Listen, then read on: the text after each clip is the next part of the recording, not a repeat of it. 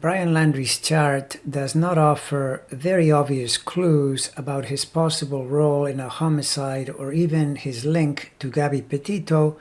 beyond the classic elemental agreement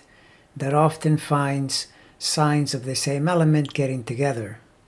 In this case, a Pisces sun and a Scorpio sun, both in the water element and therefore in trine, and even fairly tightly within about 2 degrees. Their respective Venus and Mars are also in pretty good agreement because their Venus positions are both in Earth, Taurus and Capricorn, and Mars to Mars is Scorpio to Capricorn, which is also going to be compatible. In fact, this also works from Venus to Mars in both charts as well. On the communication side, Mercury, the elements are at odds, which is going to cause some problems, fire and water. But the worst is probably the moons being at odds by element as well, and possibly even by degree, because lunar compatibility is crucial toward being comfortable around one another on a daily basis. And when in square, the chance increases that they each irritate the other through basic expression of their comfortable self, which of course cannot be helpful. As with Gabby, knowing Brian's time of birth would be super helpful, but as it is,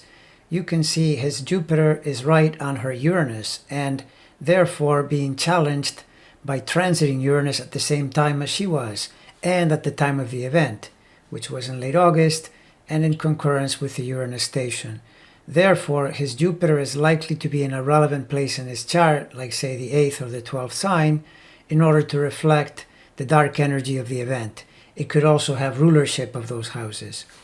I'm guessing he probably has a birth time in the second half of the day because a moon in the 22-degree range or more will be opposing his Neptune and strongly drawing in the transiting energy of Pluto and Eris via square, which fits suspiciously well with the nature of this tragedy.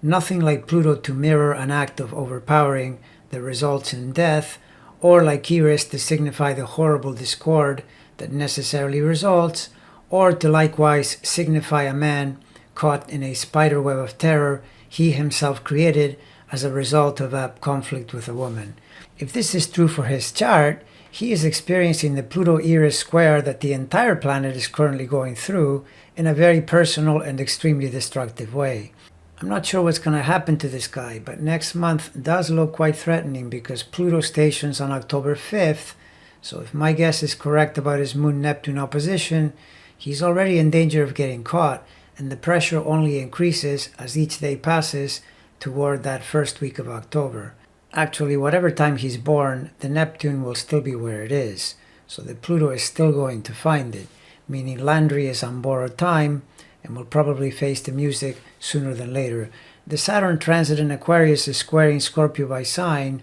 but by degrees his sun is still too far away, so he's not going to feel it as intensely until next year.